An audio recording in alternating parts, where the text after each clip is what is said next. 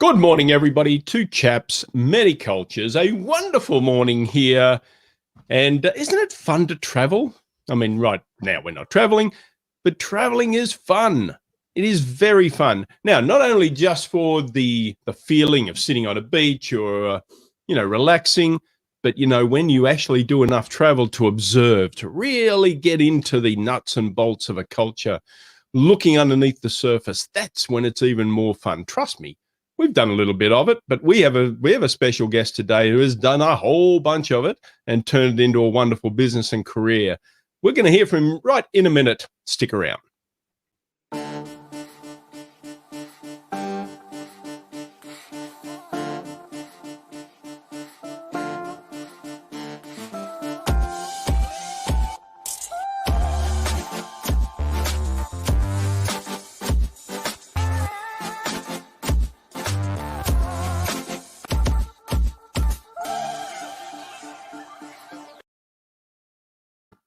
Yes, indeed. Welcome back. Two Chaps, many cultures, and I'm interrupting. Awesome. Too much culture is not enough. Too many cultures is not enough. Certainly, no.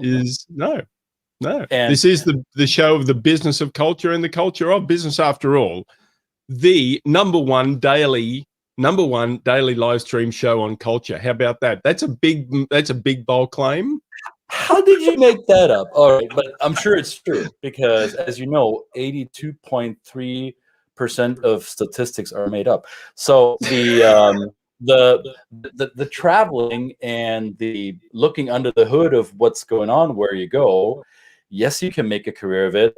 Brett and I are testimony to it, and we're modeling it after somebody who's went that path before. You may actually have some of his books if you're in this profession.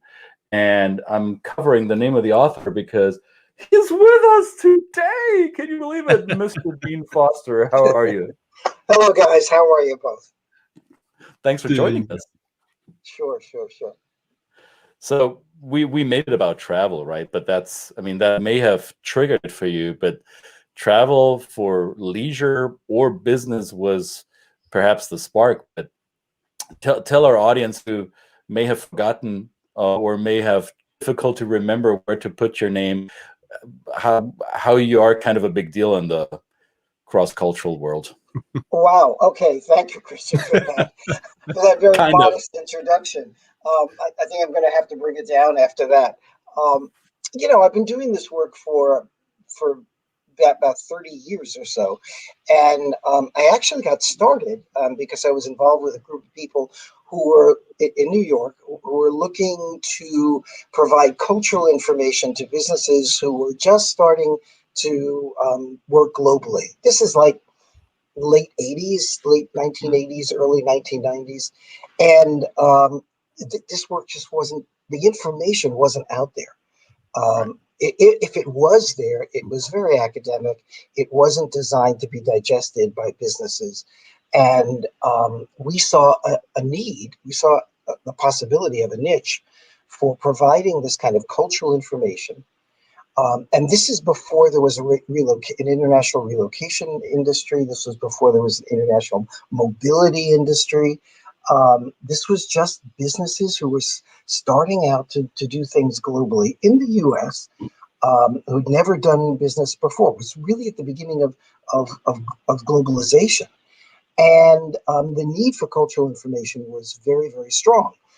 The awareness of whether or not they felt that they needed it was something that we learned very quickly we had to deal with, because we would talk about the need for cultural information to businesses that were stepping out into the global arena, and they would kind of look at us like deer in the headlights, glazing over, thinking, well, why do I need this stuff? Business is business. A rose is a rose is a rose. And so the way we do it here is the way we'll do it there. And we had a lot of education to go through to convince folks to spend an extra $1.98 on something that they didn't feel they really needed. That's how affordable you were back then? Yeah, awesome. Back then, the economy was very different. I do want to acknowledge it because it was actually that's an interesting comment because I think, we all learned how this industry works. And one of the things we learned is that other than some other industries where you can increase your price as the years go on, in this industry, you typically have to reduce your price as the years go on. But the whole process at the beginning was a lot of education. And interestingly for me, because it was pre-relocation and pre-international mobility, our market was basically the training and development market, to provide cultural information to groups within businesses and organizations that needed this cultural information, but needed it from the perspective of a business person, not just looking at academic information. I do want to acknowledge this because it took people like you back at, we don't need to name unless you want to, the names of the companies that you nudged to get this started. But there was, as you said, there was the academics of it, and there was not really the business application developed yet. And there were people like you and a few others in what we say our industry now who I would argue did some of the heavy lifting of educating the market, or as one of my mentors used to explain to me, you're in the business of selling the pain. You're selling the problem because the client doesn't even know they have the problem yet, to which you are the solution. So you and some, I don't know, co-conspirators or colleagues in the field, you did a lot of doing that. Right. Thank you for that.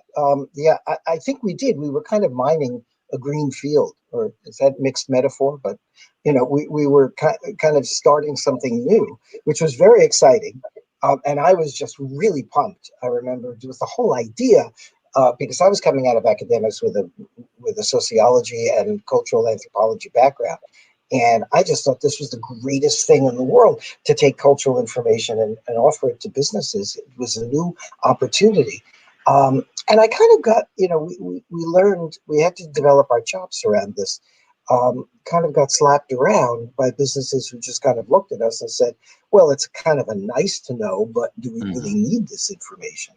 And so we went through a long education process, until some companies came around and said, we're feeling some pain, and we think this might be due to cultural issues. And, when an organization feels pain and can connect the dots to what do I need to know about the culture in order to get over this pain, then the sale happened. And to this day, I think the way you really talk to organizations about the need for this information and for these skills, is to talk about the hard bottom line. It's not a soft issue. Don't let it become a soft issue. Quote the statistics. Failed assignments cost an organization enormous amounts of money. And the greatest reason for failed assignment is the lack of cultural adaptability. So that's a hard bottom line issue. And when organizations wake up to that, then they start to see the value in this. Is it only the fear of loss or the fear of a red number on the balance sheet that will motivate a prospect to become a client? Or have you seen it throughout your career that clients will be, well, I'm not a fan of the word, but will be a bit more proactive about it and say, well, this is a preventative measure rather than a maintainable or a fixing measure? Is that something you have seen? And how did that, if so, how did that come about? Yeah, you're right. I mean, there has been an evolution in this. And I think mature companies, when I say mature companies, I mean companies that have been doing work globally for a long, long time, and have been out there on the global marketplace. They get it. They've seen it. They've been through it. They've been through the pain. And they're more in a preventative mode than a curative mode. So at the beginning, we were called in to fix the problem. The glass is broken. How can we put the pieces back together again? And more and more over the years, I've seen those companies that have had more experience globally move more into a preventative mode, go from a curative position to a preventative mode, where we're going to put some money up front on this. and get ahead of the problem so that we don't break the glass and we don't have to try to put it back together again. And like we always say, it's much easier to prevent the glass from being broken than it is to put the pieces back together again. The problem, as everybody knows, in just about every field, is that most of the time we kind of start out curative. Oops, we got a problem, let's fix it. And only after a lot of experience do you get to the point where, maybe we should get ahead of this and upfront make sure in a preventative kind of way that we don't experience these problems. So yes, a lot of organizations are at that spot now after 20, 30 years of this, but a lot aren't. We've got new organizations coming in all the time. We've got people in their garage coming up with new tech, and then they've got an IPO, and then they're like a major organization. Everybody's global, no matter what you're doing in today's world. Instantly global is the phrase I use. You have an idea, start a business in the garage, you're global. You're sourcing globally, you're finding talent globally. So there's always new organizations who don't really understand it. And so there is this piece that we're always doing a lot of education. Here's a company, Brett, that I guess learned that. Here's, I think, a great comment from Paul on LinkedIn, who has a memory from the 1980s when human resource at Coca-Cola didn't really feel a need for our work. I think the company has advanced from that and is probably now one of the better equipped companies to actually handle this. But when Paul brought up the idea of preparing or supporting international families who are being moved to Atlanta, to Coke's headquarters, the HR comment was, "It sounds like you're being a kindly grandmother." Now, bless their heart would be the proper Southern response to that. But I think Coke and other big conglomerates have learned a few lessons since then. But I fully agree with you, Dean, that there are still new organizations that are recognizing their global potential who haven't had that learning path yet, right? Brett, I know you have a few of those clients who are newly learning about this, right?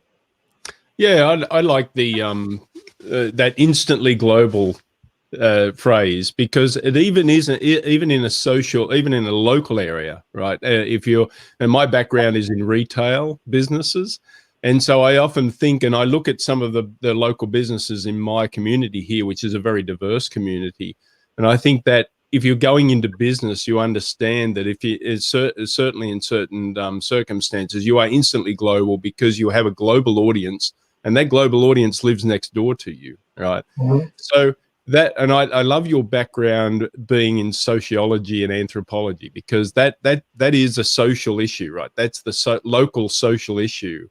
And then I guess that term of a grandmother, right, is going to look at the old days. It's going to look at the way things used to be and the way the old, and I think that's good. So how do you take that sociology aspect and that anthropological aspect, and then bring it into the real world for a business professional who's looking to now look at their customer base and think, okay, how can I use the social aspect of this community, of my global community or my local community, to make a really successful business through a cultural lens?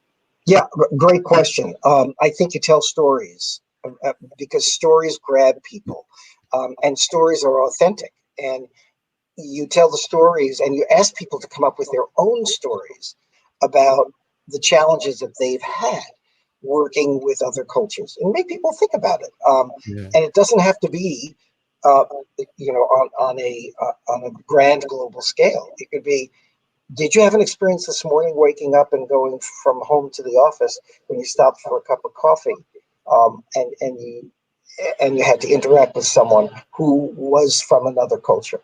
Because we're all living in multicultural environments, more or less. And so asking people to discover their own stories or listen to the stories of others, that I think is the most powerful way to begin the discussion. And a discussion that has to happen not in an academic way. It's not about giving people terms to think about culture, but it's about giving people stories in order to think about culture's impact on their own lives and their work. And when people hear that, they get turned on because that's real. Yeah. Did your personal story influence your career decision? So I think you're a New York kid, right? So did that impact it at all because you've always been exposed to a multitude of different styles and different kinds of people? I think so. Yeah, Christian, I really do think so. And I was one of those nerdy kids also. Like, everybody would come home from school at 3 o'clock in the afternoon and then go out and play in the street. And I'd go up and look at maps, and memorize all the flags of the world. And I don't know, by the time I was 7, I could recite all the capitals of the countries, Okay, so this was me. There was something in my DNA. But I also think that this was heavily influenced by my environment. Yeah, I grew up in Brooklyn, New York, where there was just everybody around me was different. And I was different to them. And we all that didn't matter. That kind of made things exciting and interesting. And it kind of just fueled, I think, my own personal journey. But, there was no industry doing this. And so it took a lot of time. I didn't start out with the idea of I'm going to become an interculturalist or there was no such thing. Or if I was going to think about what was I going to do with my life with a degree in anthropology, my dad asked me those questions. He was a very practical guy. And my answer was, I don't know. And I didn't see myself digging archaeological relics out of the ground. And I did have a need to build a career in something.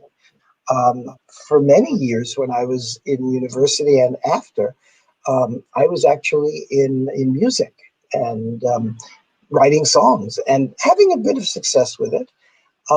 But as I went for my degrees and really got involved in cultural anthropology, that became practical for me. And I saw an opportunity and a niche to build a business around this and create a way to give this information to businesses.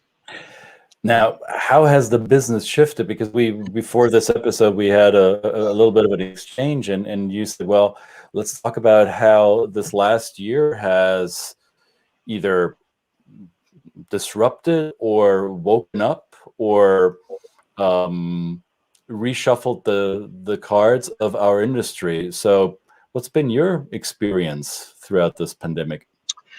Wow. Well, this was a big one, right? This was a big shift for everybody. I mean, in the world, everyone has their own personal story around dealing with the pandemic, and industries have their own stories around it too. But it's not the first time we've had to deal with something major like that. I remember we survived the 2008, 2009 financial crash.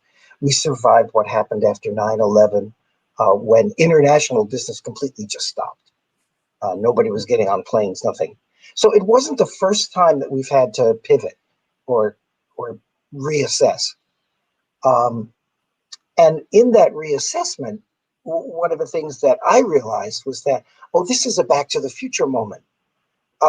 In that the relocation industry and the mobility industry were no longer providing us with the opportunities to do intercultural training that we were relying on for many, many years.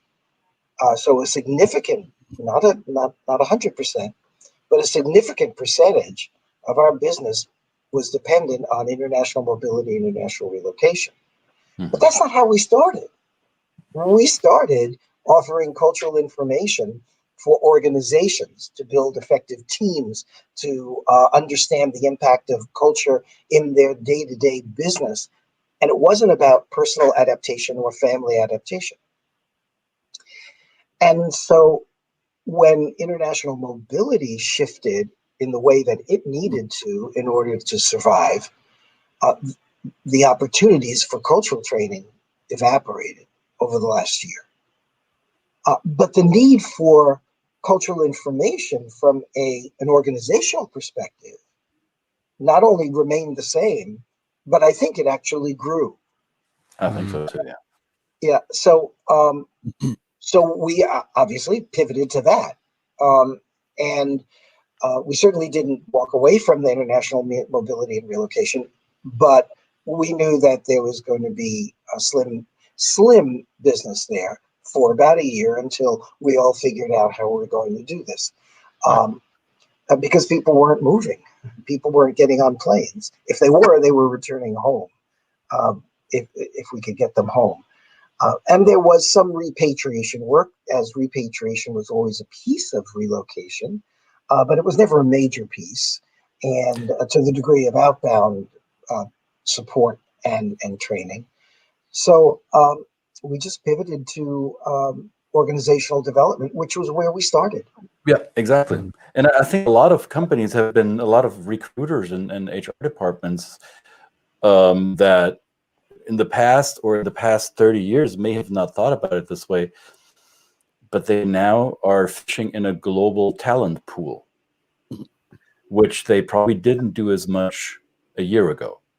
Right now, with work from home and remote work and all the infrastructure that we have been improving on over the last 14 months, it is now a lot easier to hire somebody that's not within a 50-mile radius of your location, that could be anywhere on the globe. If the skill fit is good, then the location is not as relevant as it used to be. And that brings up the question, how well equipped is your organization to incorporate and include somebody with a different cultural background, not only linguistic, but cultural background? How do you make it fit, right? And I think that's a huge opportunity that a lot of the mobility-focused cultural training work has been, I hope, woken up to now again. Some of them may have not. Absolutely. The fact that the pandemic has forced us to rely on the technology that was always knocking on the door. The technology was kind of there, but with the pandemic, it just put it on steroids. So we all had to adapt to it. We all had to learn about the technology, and the technology is built on the premise of conquering space and time. So we don't need to be local anymore. We don't even need to expect people to go from their home to the office. And that just created the realization, I think, highlighting the fact that what we really need to do is understand that we're working globally now because we're working through technology. And that just brings home the need for cultural information even greater. There has been a little bit of, well, not a little bit, a huge amount of pivot in our field to the awareness of diversity and equity and inclusion. So from a social point of view, how much of that, or what's been the evolution of that in the early days when you look at another culture, not just the person, the origin of the person, but also the identity of the person, their cultural heritage in another culture, all these things, that's kind of, it's been melded together now. I mean, we've seen this in with businesses and things like that. So from a social point of view, what has been your experience, or how long ago did you see that kind of fundamental change as well? Yeah, we've always seen the issue of inclusivity and diversity. It's always been out there, and we've spent a lot of time helping our clients understand what we could provide around that issue, as opposed to what they needed to do around that issue. Because while certainly the two come together, cultural understanding and diversity and inclusion, they start from two different places, I believe. And D&I in an organization has to take cultural information and apply it to the D&I issues. But we've never positioned ourselves as experts in D&I. We're experts in providing the cultural information that I hope D&I needs in order to do their job and their work. Cool. Now, sometimes I get these questions, usually by expatriates or former expatriates, and they ask, over time, when you do this work for so long, and if you get more and more well-traveled, all these faux pas and all these missteps that a novice might have, that'll become a thing of the past, right? So that's what they often imply. And my response is, that's not true for me, because I still screw up after all these years. Now, you've been in this dynamic for a little bit longer than I have been. Do you still trip up? Do you still catch yourself in not getting it right across cultures? Absolutely. The culture is so complex, and I don't have all those skills. Yeah, and the more I travel, and the more I've experienced the issues, and I've traveled to, over 100 countries. I've done this work well, not everywhere. There's still more countries I haven't been to than those that I have, actually. But I still see things that I find mystifying because I don't understand it completely. We used to worry that over time we would probably put ourselves out of business, because if we give all this information over the years, people are going to say, well, I know it now. And also there's this phenomenon of, the more I work globally, the less I need this information, because I've become skilled at it. And that's not true either. I think you do build your skills, and if you don't, you're doing something wrong. But for the most part, I just think it gets more and more complex. And yes, of course, I make mistakes, and I learn from my mistakes, hopefully. I think the three most dangerous words for any skill development or for any learning is, I know that. When you tell yourself that, then you shut your brain off for a new learning. And I'm guilty of that. I used to do that as well. I gave my family and others permission to call me out on it, and I hope I'm doing it less and less. And I would agree that the more you travel, the more you know, the more you discover that there's even more out there that I wasn't even aware of that I could learn, right? And I've lived in the US now for, 18 plus years. Would I ever claim that I truly understand all the facets of US cultures? Hell no. I'm getting better at it, but I'm nowhere near fully cognizant of everything. Yeah, I think you're really raising a very important point. It's very hard to be objective about oneself, because you're having to always look inward, and you do that too much, and you become a strange person. So you do have to do that in chunks, and I think that that kind of objectivity is almost impossible. You are the cultural being that you are. So I grew up in Brooklyn and New York, and that's made me who I am, and that's my authentic self. Now, perhaps I know a little bit more about other cultures than most people, because I've made a career out of that. But I'm still who I am. But I am who I am with perhaps a greater awareness of how my being affects others. And what others do, I understand. And that doesn't mean I'm different from who I am. I'm still who I am. And that will also mean that I will screw up too, yes. Yeah, you became that person through your life experiences, right? Like we all do. Exactly. Yeah. Now, those of you who follow you on social media, Dean, they might know. And if you aren't doing so yet, Instagram, Facebook, Dean, you're everywhere, right? I mean, it's hard to escape you. Podcast, Twitter. Right. That's right. You like to post images with a question, and basically quizzing your social media audience. What is this? What does this mean? You experience this, or you see this? How decipher this for me? Riddle me this.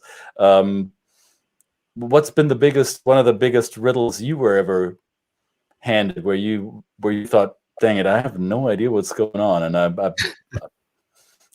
is there any vivid memory of totally not getting it? I'm totally not getting it. Sure. I think I've totally not gotten it everywhere at some point. But I remember back in the day going to China, actually. And this is before China became China. My first trip to Shanghai was, I think, back in the late 90s. And it was still, from the US perspective, red China. And very few people were allowed in. I mean, the US was just now opening up the possibility of businesses going in. It was post-Kissinger, and he just opened up China. He and China had come up with some trade agreements. And a company wanted to start an operation there, and I went over there with my head knowledge of China and my head knowledge of the issues that one should be aware of culturally. But when I got there on the ground, this was my first experience in China, and this was before the Chinese were very experienced with Westerners at all. And I remember being completely mystified around the behaviors, independent of the fact that my Chinese was almost non-existent. And because the language issue is different from the cultural issues, and there are ways to manage language issues. And so I thought I was doing a pretty good job around my Mandarin ignorance, but it was the behaviors independent of the language that I found absolutely mystifying. People smiling after I spoke with them in ways and at times that I would not, as a US American, expect people to smile and express themselves the way they did, asking questions of me that I did not anticipate, and such as immediately, are you married and how much money do you make? And my saying things that was really a reflection of my own US cultural behavior, even though I was very self-reflective and trying to be the professional, that would make them, I realized, uncomfortable. Mm-hmm. Like if I asked the same question back, are you married and how many children do you have? That immediately shut everything down, because in China, at that time, you could only have one child. So it caused great embarrassment. And so the conversations would be extremely difficult to understand. And of course, these folks were working from a Chinese perspective, so being completely themselves, and I was receiving and working from a US perspective, being myself, but truly having a tough time managing what was going on or understanding what was going on. And I felt a little bit like Kissinger tells the story of going to China in negotiation and then coming back from a day of negotiating with them and not understanding what was going on during the day, and just kind of making notes and putting them out on his hotel bed, and then realizing that what they were saying, it came to him as kind of like an epiphany, but there was no logical connection that he expected and was looking for. And I was having that experience, and I had to realize that our thought processes were different. I was linear, and this was much more holistic. And so conversations were going to go in that way as well. And I'm still impressed with that memory, because it was one of the greater cultural challenges I've experienced. That's fun. I experienced China probably when it was actually more aware of its Western connections, right? And there was experience there. And I find these stories fascinating about China. I would have really loved to have done that experience, when I find China a wonderful place. It's fascinating. The people are wonderful, but it's a rich historical culture. But that aspect would have been a lot of fun. I've got a kind of a more an experiential question, Dean, because this is something that I do. I find myself, people tell me that I do that. My wife certainly tells me I do it. No doubt we do it to all different degrees, all three of us. When the process of getting off a plane for Dean Foster, right? When you get off an airplane in a new country or a country that you maybe haven't had a lot of experience in, what do you physically or mentally do when you actually get off the plane? I mean, a lot of people describe getting off the plane, you've got to get your passport, you're getting ready for immigration. I mean, I do it a different way. I'm looking, my spidey senses are going off. But I don't want to preempt your answer. Well, what goes on for Dean Foster when you've got this kind of this experiential library in your brain when you come to a culture and you've either got to do business in it or just for vacation, say, Yeah, good point. I remind myself about being humble. I remind myself to shut up. I remind myself to listen to what's going on and to receive. Yeah. And kind of take a Zen moment in order to do that. Or else I'm going to make mistakes. So I get my head into that space where I'm receiving information from people who may think differently, who may behave differently, who have different sets of values. And I remind myself about what I know, but I get myself into a receptive mode. And that means to really bring it down and enjoy the fact that I can learn all this information. And mentally, psychologically, I'm not quite sure how I can define it, except that it's not a shutting down, it's an opening up, but in a meditative kind of way, and a slowing down kind of way. It's like when you slow everything down in order to receive what's really going on. I try to get to that space. Which is not always easy because you've got jet lag and you've got, all of the practical things you have to deal with. But that's the space I try to put myself in. There's this scene in a movie called Ford versus Ferrari.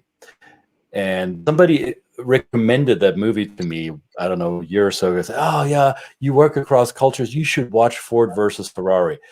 And they thought that the person recommending that movie to me thought, well, to look at this U.S. and the Italians and how that struggle. And matter of fact, that was not why I enjoyed the movie from an intercultural perspective. There is this very scene when the driver explains what it feels like to do 250 miles an hour down the Strait of Le Mans. And when everything around him slows down, just like you just now said, Dee, when everything else slows down, so you focus on what's really important in this moment right now, even though the outward speed from the outside observer sees a tremendous speed, but the person being in the moment has a completely different experience of that moment.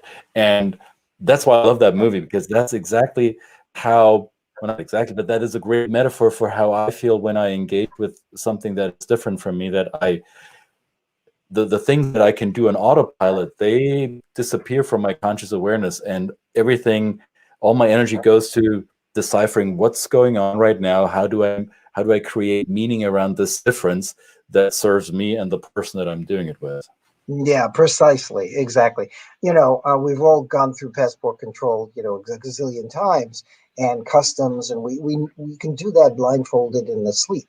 And oftentimes it feels like I'm sleeping when I'm doing it, jet lag and everything else.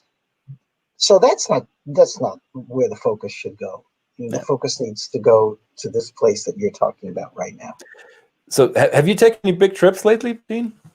No, this is a year of no travel for me, although at the beginning of the year, just before, well, it wouldn't be this year now, it would be just before COVID became the pandemic. It was back in February of 2020. I went to Antarctica, the only continent I had not been to, and to experience the culture there. Of course, there's very little culture there. There's no human habitation except for scientific stations. And I suppose there's some organizational culture in there that would be interesting to take a look at. But the penguins certainly have a terrific culture there, and they've got it all figured out. So I was truly just an observer. So let's assume it is safe, or you feel safe again to go somewhere else. and let's imagine you could hop on a plane. Where's the first place you go? Yeah, right. Well, there's so many places I haven't been to, and my clients have a habit of sending me to those places that are markets for them. So I've been to lots of places many, many times. At this stage in my life, I'd like to go somewhere I haven't been yet. And those places usually are not where my clients want to send me. So I think I need to get to Bhutan as soon as possible. And always have wanted to go, and looking forward to that when we can. I got my second vaccination the other day, so I'm yay! Nice.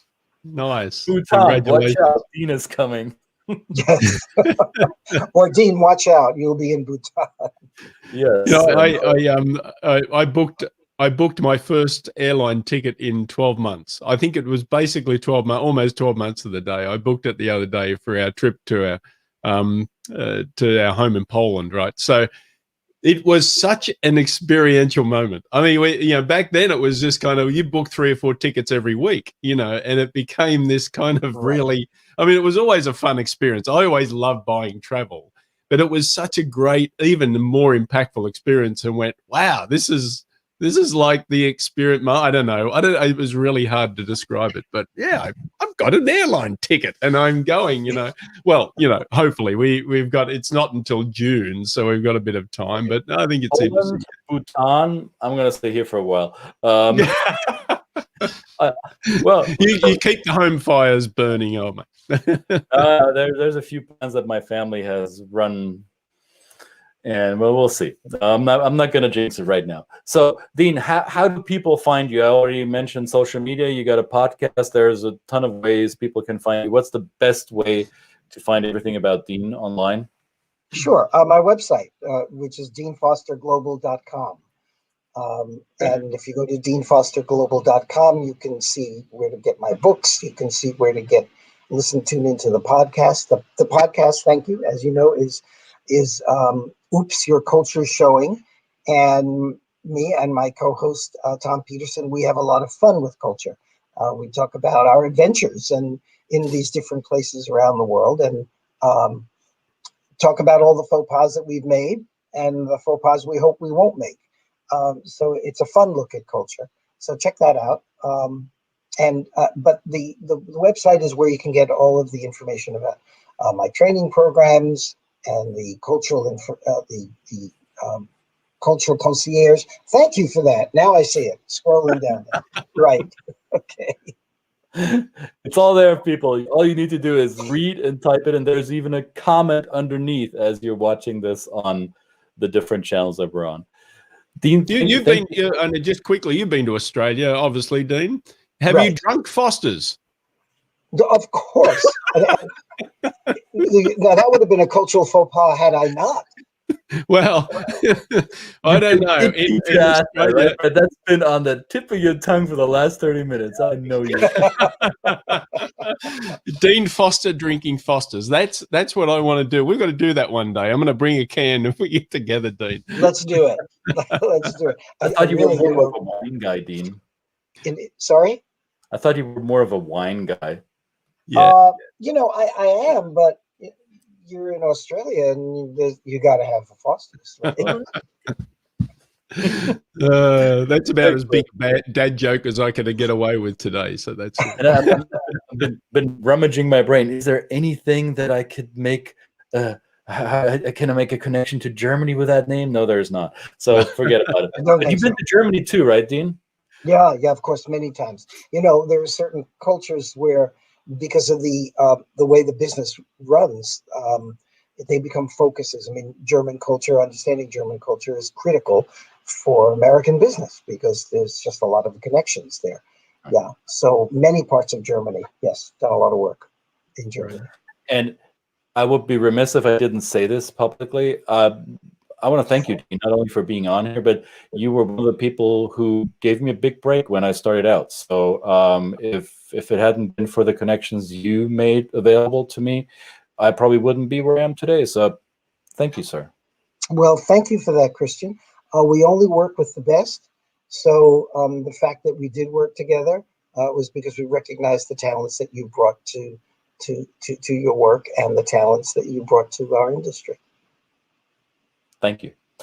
Thank you, everybody, for watching Two Chaps Mini Cultures episode. What is it today, Brett? 162, I believe. 162 episodes. You Wow, crazy. congratulations. Yeah, we're weird like that. We're total nerds. So stay tuned. There's going to be another episode tomorrow, completely different topic, and you should watch that. I guarantee you, you will not be disappointed. So yep, looking forward thank to you, that. Dean, for taking time for us today. Stay safe, stay healthy, and Bhutan, pictures or it didn't happen. We want to see it. Okay, I've got you on the list. A pleasure, guys. Thank you. Good on you, Dean. Very grateful. Thank you very much, sir. Good to see you. And yes, we'll see you tomorrow, everybody. Make sure you put your comments. If you've got questions for Dean, send them to us or send them to Dean, whoever. You know, we'll pass them on. Thank you very much. Two Chaps Many Cultures. Another episode in the can. And we'll see you tomorrow. Bye, guys. Bye. Bye-bye.